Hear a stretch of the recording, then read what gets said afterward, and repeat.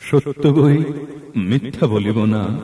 হুজুর ধর্মাবতার প্রয়াতা শান্তিলতার সঙ্গে মোদির কোনো খারাপ সম্পর্ক ছিল না।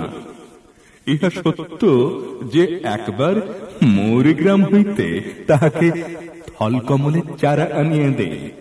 আমাদের বংশে স্থলপদ্ম, বকফুল ইত্যাদি কিছু কিছু গাছ লাগানোর আশ্য নাই।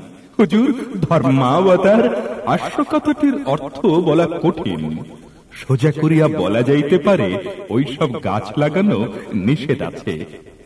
যাহা হোক, আশা ছিল প্রতিবেশিনী শান্তিলতা তাহার পিছনের বাগানে ওই গাছ লাগাইবে।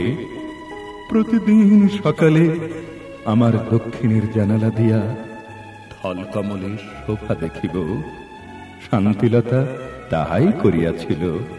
আমিও নিয়মিত শোভা দেখিতাম। মনের অগোচরে পাপ নাই। দু একদিন শান্তিলতাকেও দেখিতাম।